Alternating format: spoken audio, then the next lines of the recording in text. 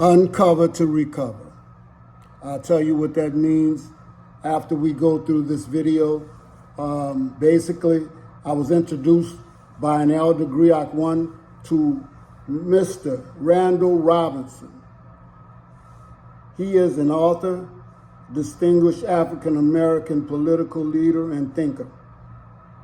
What he has done in these pages is to sketch the outlines of a story that stretches from the dawn of civilization to the present. The dilemma of blacks in the world cannot possibly be understood without taking the long view of history. His intent is to stimulate, not sate, to pose the question, to invite the debate, to cause America to compensate after 3.5 centuries for a long avoided wrong. In this powerful and controversial book, Mr. Randall makes a persuasive case for the restoration of the rich history that slavery and segregation severed. Drawing from research and personal experiences, he shows that only by reclaiming our lost past and proud heritage can blacks lay the foundation for a viable future, and white America can begin making reparations for slavery and the century of de jure racial discrimination that followed, with monetary restitution, educational programs, and the kinds of equal opportunities that will ensure the social and economic success of all citizens. This book is both an unflinching indictment of past wrongs and an impassioned call to our nation to educate all Americans, black and white alike, about the history of Africa and its people. And it tells us in no uncertain terms what white America owes blacks and what blacks owe themselves. And with that in mind, I'd like to tell you to listen to this, please. Africa's history is sometimes underappreciated or misrepresented, leading to stereotypes that paint Africans and their descendants in a negative light. However, these views are not based on facts and are influenced by racial prejudices. Did you know these facts? Thales, a preeminent figure in Greek intellectual history, spent his formative years in Africa, where he was educated by African priests.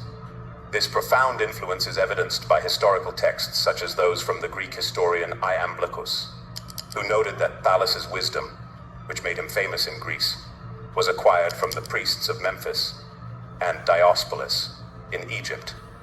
In fact, concepts like the Thales theorem were already known in Egypt 1100 years before Thales himself, as documented in the Rhind papyrus from Egypt's Middle Kingdom. Thales recognized the wealth of knowledge in Africa, advising his protege, Pythagoras, to seek education there as well. Pythagoras followed in Thales' footsteps, enduring many challenges and even performing menial tasks to gain the trust and knowledge of the African priests. After 19 years, his dedication paid off, and he was initiated into deep and significant teachings. Hippocrates, often dubbed the father of medicine, is known to have based much of his work on earlier writings from Egyptian sources, such as those from the library of Imhotep. Now, last week, there were 2 young ladies from St. Mary's Academy in New Orleans who solved the Pythagoras problem, mathematical problem, and they were actually honored all over the world. This was over a year ago. They're now in college. And I just want to say that our children, our young people, sometimes these young men and women make us proud and help us to remember where our focus needs to be.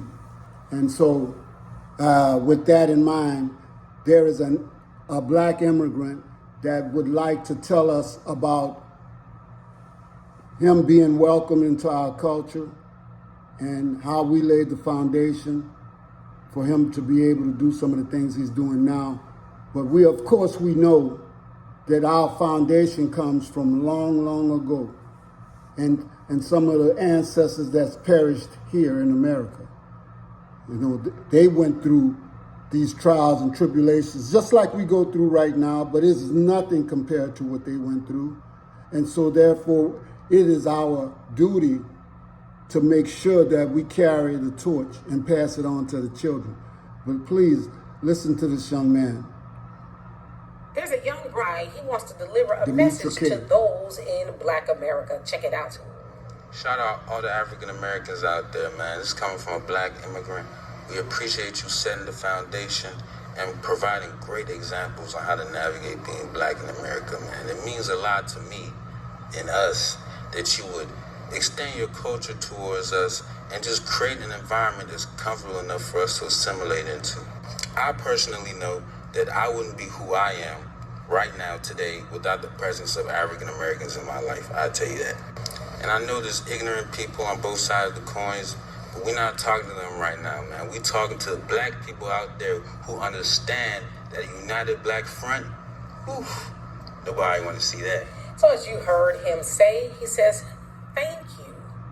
Thank you for setting the foundation. Of course, he's talking to us. Thank you for setting the foundation. Thank you for making the environment comfortable enough to invite them into our culture. He also says that if it was not for Black Americans, he would not be who he is. So he says that he is an immigrant, not quite sure where his family is from. But again, he just wanted to let the record be known that, you know, basically Black Americans have influenced a lot of people. And he also acknowledged there's a lot of ignorance on both sides, but we should not let that get in the way, because the ultimate goal is for them folks, right, to stop a united front. So we want to thank Ms. K of African Diaspora News Channel. And I wanted to actually maybe repurpose this because I want this to get out and as far and as wide as possible. You know, I've heard people talk about, you know, us accepting handouts or wanting handouts, but you never consider what was been taken from us, not only from here in America, but also in Africa, and our intellectual, you know, inventions, thoughts, and the things that we've done. Nobody has given us anything. You know, it's almost like working for a week and then you go to the paymaster or you go to the job to get your check and there's nothing there for you. You've already produced the labor. You've already produced the foundation. You've already given the knowledge that you have to others and never gotten compensated. So where's the problem and where is the handout? These things are owed to you. In fact, you've been too good, and this is why you're in the position that you are in right now, okay? Because if you would never let people onto your shores, you would not have had this problem, okay?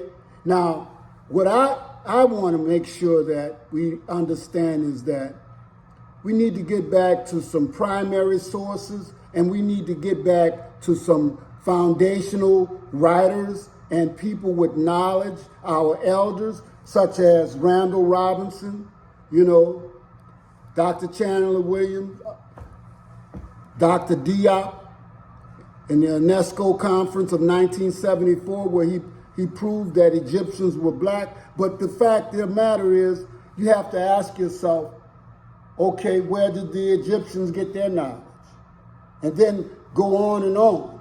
And so we understand that all of that will have an African background. But ask yourself that question, maybe even do a little research. This is Ghost Rider 615, trying to give you some more information. Thank you.